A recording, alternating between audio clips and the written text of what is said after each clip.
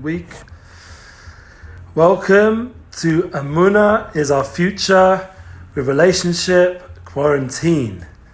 Today we're going to discuss something so valuable and profound, and yet it's a continuation for everything we've been doing during this time of Shovavim.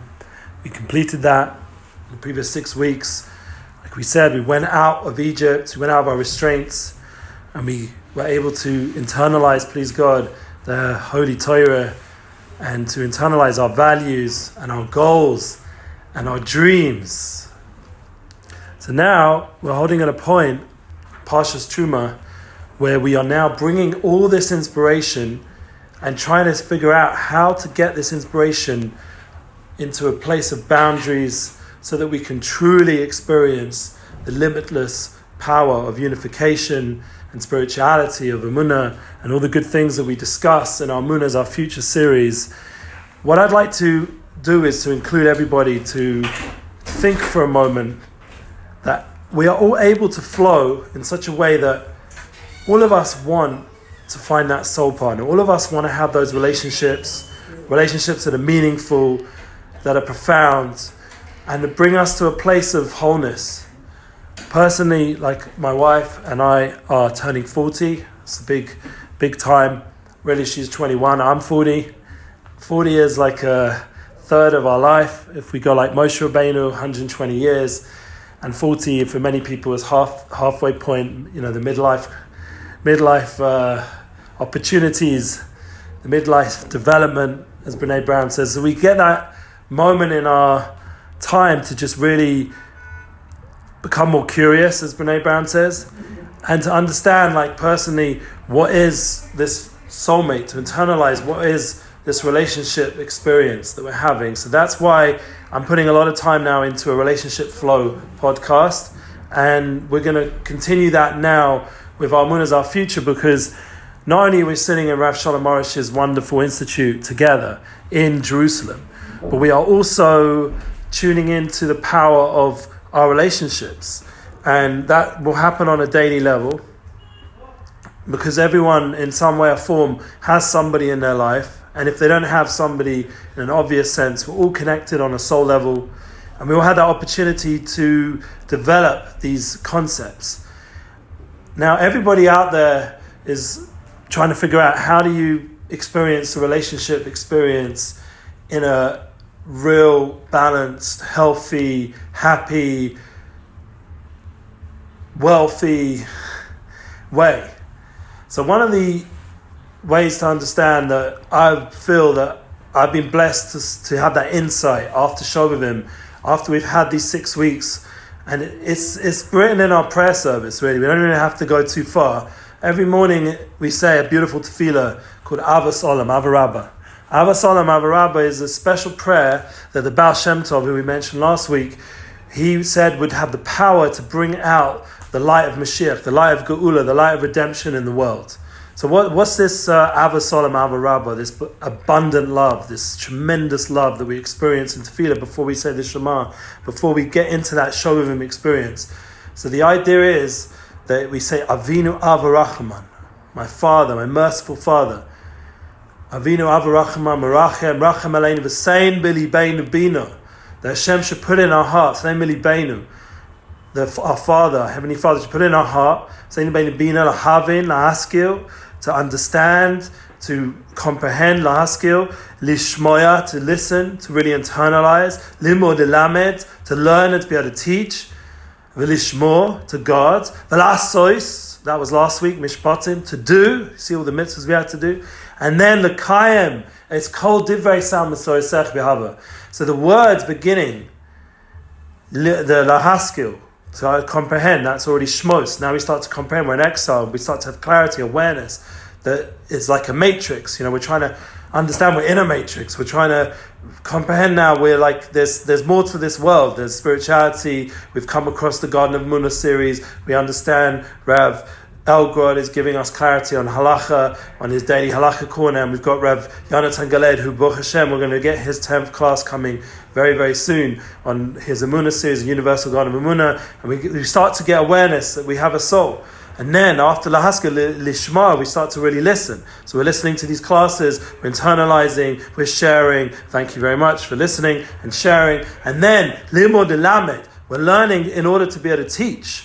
That's already going into Bo. That's now we're becoming a people, and Beishalach, we're giving it over. We're experiencing Yeshua's. We're sharing it with a world. The whole world saw the Yam Suf, the splitting of the sea. It's made reverberations for all the generations of the song of the sea and the effect it had. Everybody contemplates that if they're connecting in spirituality, this idea of that there's something beyond this world, changing nature, and then the Yisro. Then we had the Torah, and that's already limod elam and lishmor. We have to guard it. We have to protect the Torah. We can't just do what we want. You can't just come to the Torah however you feel like. It's a spiritual experience of God, of godliness, and there's a way to approach Har Sinai. There's a way to approach the Torah. There's lishmor, to protect it, to internalize it, to make it real, and to honor it. And then we come to Lassos, to do, and that's what we said, Mishpatim. All these mitzvahs we get to do, and then we get to the climax, which is where we're at now. Yeah, even bigger climax than Shovavim is the whole idea after Shovavim, after we've done all that, we've created all those boundaries, we've understood that we can't just put our eyes wherever we want, and we can't just put our mouths wherever we want. And right now, unfortunately, there's a quarantine in the world because of this coronavirus, Hashem Shmerenu, that people are scared. People are nervous where they go, who's breathing, who's touching, who's this, who that. There's a certain quarantine experience going on. And we realize suddenly that in Parshas Truma there's a positive quarantine. There's a quarantine of the Mishkan.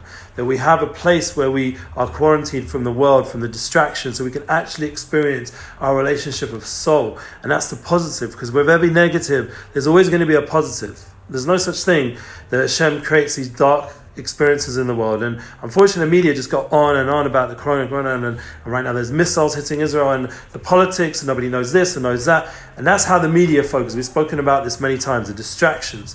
But on the other side, there's light being generated, and that's the idea of relationships. Suddenly Hashem's shining a new light of the power that we can have in this temple format, of this Mishkan, of this place that we're talking about in this week's Parsha, where suddenly all that inspiration that we got from Shovavim can now have a place, a dwelling place, can go into our home, and it can come into our hearts, and it can come into our life. And I spoke about this in our Relationship Flow podcast. You're welcome to check it out. I did post the link. Usually I don't, because it's more personal, but this time we're sharing it with the Brez of Israel experience, that you can tune into that podcast on a weekly level also, as well as our Amunah, our future. So we have a bit more content for you guys, because it really links up this week, because having Amunah, understanding that when we're going through the Torah, it's Hashem's revealed us certain universal, powerful, eternal principles that all of us can really grow from in a real way. Because, for example, let's just be practical. You walk into your home. Okay, please God, you're going to find your soulmate. Now, that's a good point. How do you get to that point where you get the soulmate before we go to the home experience? You first have to understand you have to have boundaries. And that's where we're going to quote Gedalia Fenster, who's someone who's out there, he's in the singles market helping people. And I don't mean business, I mean singles in terms of people who haven't yet found their soulmate. He's constantly helping them. He sent one to me the other day, and please God, we're going to speak. And this concept of singles, the people who are searching for their soulmate, is something which, it can be very frustrating and very difficult. And the way the world markets it, the way the world puts it out there, Hollywood and, all these websites, dating things and this and that, the whole flick, I don't know, I don't want to say anything not good about anybody, but there's this whole flicking through, another opportunity. It's not real relationships, not something intimate, it's not something deep. So unfortunately, and that's where it's gone in the world, very external, and all of us are affected by it on some level. We have this a vision of Hollywood experience of love, but that's not real love. Real love, real relationships is what we're going to learn about in this week's Parsha, the Mishkan, of how Hashem's communicating to his people about the ultimate yichud, this ultimate unification, this oneness. So that's what we said, that really, let's just breathe a minute, be a little bit more mindful, that this oneness, that we want to experience, this spiritual connection of the soulmate experience, what it means to connect with another person truly, is totally modeled in the Mishkan. Let's just slow down a second, just pause. So you're trying to go find that soulmate. Everyone wants to find their soulmate. And the truth is, Rabbi Nachman says in his famous Torah in Tanina, in Pei Zion, in 87, in the second section of Likutei Moharan, everybody needs to find their soulmate on a daily level. Even if you have your soulmate, you still got to keep looking for that person, whoever it is. So like I said, I'm 40 years old coming up, Purim, personally, and my wife's Zayin Adar. So that's Moshe Rabbeinu's yacht site coming up. These are coming attractions. Rosh Chodesh Adar, it's actually coming tonight. Mishiniknas Adar, Marbin B'Simcha. And the famous point is that Adar is also the Osius of Aleph Dor. What does that mean? It means that Aleph, the Alufei Sha'olam, HaKadosh Baruch Hu, is Dar, is making a dira, is making a place in the world to have his dwelling. And that's what we're going to explain. And when you're on that process of soulmate search, you've got to make a place for Hashem in your life, because you can't find your soulmate if you're not soulful, if you're not in tune with your soul. So on some level, you have to have some boundaries. You can't just think that, like me personally, I told my story, I think, one time in these classes, and for sure in a relationship flow, that I was in university and I stopped watching TV for about a year, no television. There was no internet like now, like all the YouTube and all this stuff. There was none of that. So it was just email or whatever, something. It wasn't so relevant to me at that time. And, I had basically disconnection from all this loads and loads of stuff going on out there. I was just focused on finding my soul. Like I was working on music, working on lyrics, working on poetry. Thank God I had a spiritual best friend at that time, and also my soulmate to become. I didn't know them, but she was my best friend as a girl, and it was platonic, but we were very close. And all these things going on in university, which was pretty crazy, hardcore. Thank God somehow I managed to just keep focused on creating content and spirituality and music. I wrote a lot of my album. It's called the Together album. And that was part of my journey back to Eretz Yisrael, back to Tshuva, and it started to open up my heart to spirituality. But because I wasn't connected, I wasn't, for example, as a man, I wasn't spilling seed. Sorry to be so blunt, but I wasn't.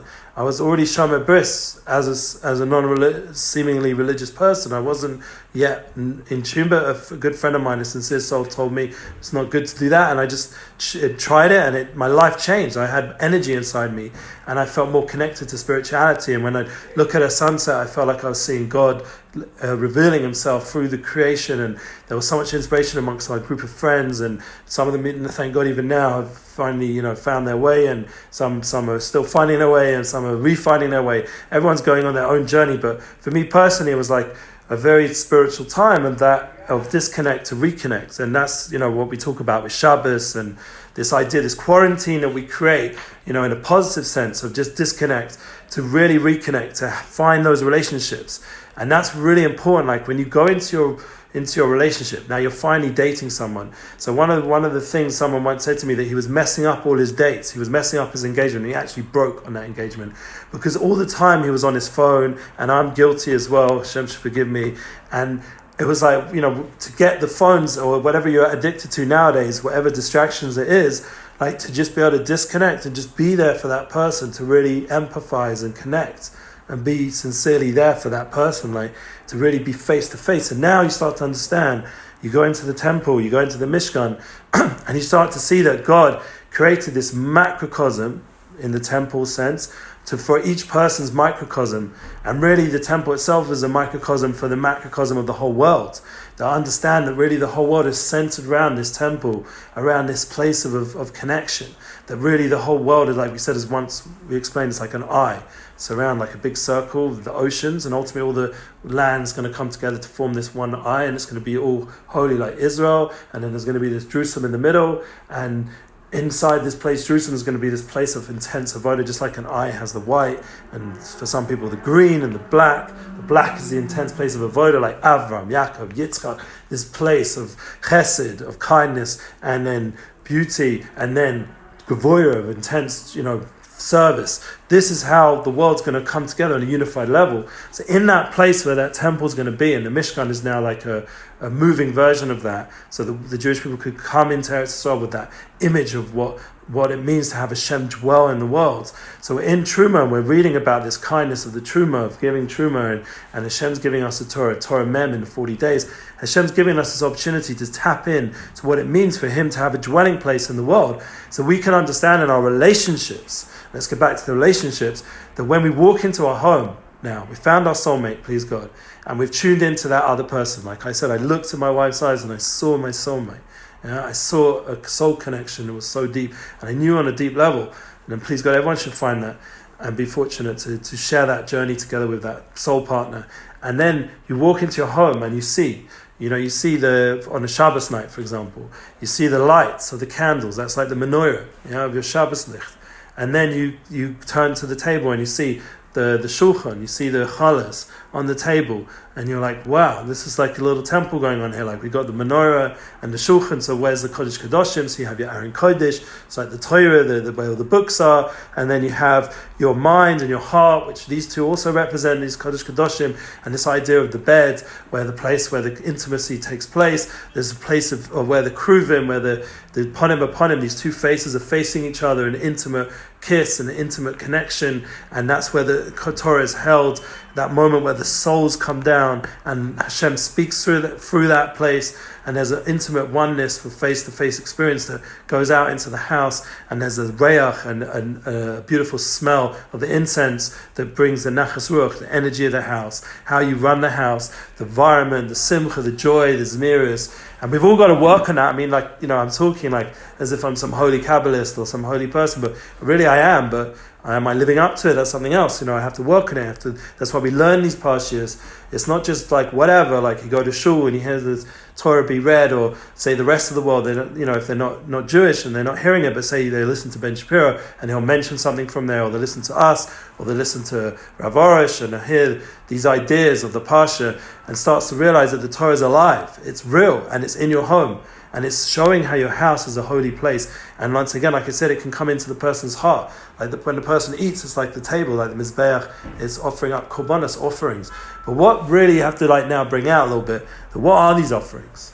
This is the self-sacrifice that we all have to create this boundary, this place of relationships, this place where you quarantine yourself as if, you're no longer out there in the world. Fine, you have your phone, like you're talking to a bit of business, and the more strong you get at putting boundaries of putting the phone away, the better it will be, the more you can focus on the family and they can feel your connection. I've got to work on this so much, it's like a weekly struggle. But I'll give you another thing that I was speaking to Nissim Black this Shabbos. Nissim Black, thank God, is a student of Rav Shalom Arush. And please God, he's going to be performing for Rav Arush when Rav Arush makes a big siyum of Shas, a big completion of the Talmud, together with thousands of other people. It's going to be around in May time. I posted it. But this idea of this tremendous experience of being around people like Nissim Black and Yosef Brown, and we were together in yeshiva at Ashreinu and Beit Shemesh. We had a Shabbaton which I organised with the yeshiva and brought Nissim Black and Yosef Brown to be there. And I also spoke, Baruch Hashem. But the main point was we spoke about to Nissim. We went together to the mikveh and back, and we were speaking about how the whole thing that we're hoping, like being connected to a more inner path, like of relationship, and it has responsibility as well.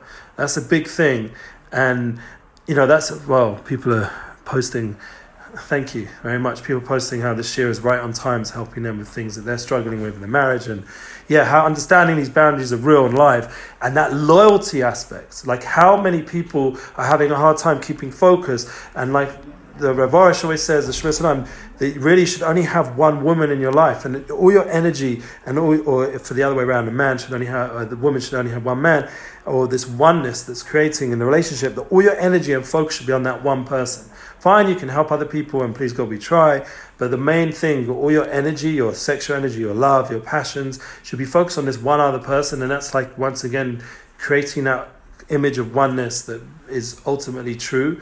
And that, if you understand like these spiritual concepts, it's not like we're not like externalizing them into political concepts and who we're on this side of the fence or that side. We're talking about from an internal sense. So there's no politicalization. This is something very true universally on the ultimate sense. And once you have these values in place, then obviously you're going to make your choices outside, please God, with more clarity and more understanding. So then, for example, with a relationship, and you're walking into your home, like I said, and you're looking at your soulmate, and please God, one day you're looking at your kids, and please God, one day even looking at grandkids, and you're seeing this development of how this experience of kruvim, of oneness, of the Kodesh Kadoshim, of this oneness, Holy of Holies, that you created, and you had this experience of godliness, and you had this intense pleasure of unification unification with your other half, when you unified with them, became one, you tasted what it's like, they were really one soul. On the most intimate spiritual level, that is the climax, that is the Kayam, it's called Divrei Masorah B'Ahava. That's establishing all the Torah that should become one, should become with love. And that is that love that we said at the beginning with the Shema and that prayer service that we're always taking with us on a daily level. We're tapping into that everything should be with love. Open my eyes to see your Torah. So I should start to see how everything has a oneness and everything has a unification, and everything that I'm doing is part of unifying my life to that one flow. And that's what I'm working on in a big way, like the unity flow. I'm trying to get that podcast, the relationship podcast, and I'm trying to connect myself with Rav Arush and other Tzaddikim, other righteous people. And it has to be done with a little bit of chutzpah, because it's not going to be easy to always get to the people that are holy. And please God, we're hopefully going to see them tonight. We're going to get ready for Purim. Please God, it's a time of Mordechai and Esther. They're the example of a soulmate, of a relationship. And Haman and his wife is the opposite of that. Or, Achashverosh, or all these other, Vashti. These are the opposite relationships that we read in the Megillah Esther. We get to understand what the true Shalom Bayis, the image of Shalom Bayis, of Mordechai and Esther, and as it's talked about in the Garden of Emunah and other books, each in their own way. Like personally, I find it very strong in the Garden of Emunah. I don't mind saying, not saying the Garden of Shalom, the Garden of Peace. Nissim Black holds of that book, like this is his book that literally has saved his Yiddishkeit, changed his life, and that was the book that he most resonates with, and he does it. He does his Bodhidas, he does everything. Me personally, I'm not on that level. I love it. I think it's amazing ideas and concepts, and the Rav is right in everything he's doing. But personally, just so people can know, be vulnerable, be real, that for me, I have to work it out how I can bring it down to my reality and my level of being able to do a spodidus on my marriage and to understand everything Hashem's saying is communicating specifically for me. And I do agree 100% it's MS. But I have to be real with who I am. And that's, once again, everyone's going to experience the temple, the Mishkan, the light that Hashem's given us in his own unique way. And there's nothing wrong with that. That's actually very beautiful. That is part of the unification. That everyone's going to have their own color, their own experience, their own development, their own process. And please God, we'll write our own book also one day that can resonate with all these beautiful books. But the point is just to come back down and finish off today, because it's a longer class. But I think it's on something that's really important. That since there is this feeling out there of corona and the virus and all this distraction and everything's going off in a negative way, and missiles and this and that, and everyone's feeling very sick, we have to even more so quarantine ourselves into our home, not because of all this negativity, but because we love our relationships, that we love the experience of what it means to be married or to have a soulmate. And we love the experience of having people in our life we can dedicate to and have upon him, face-to-face connection.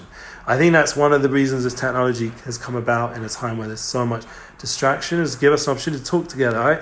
You wouldn't know who I was, I'd just be say I just got a job wherever in a corporate company and just sitting on a computer. We wouldn't be talking like this, thank God these videos are going out. And we get an opportunity to share, I think, very intimate concepts, very deep concepts.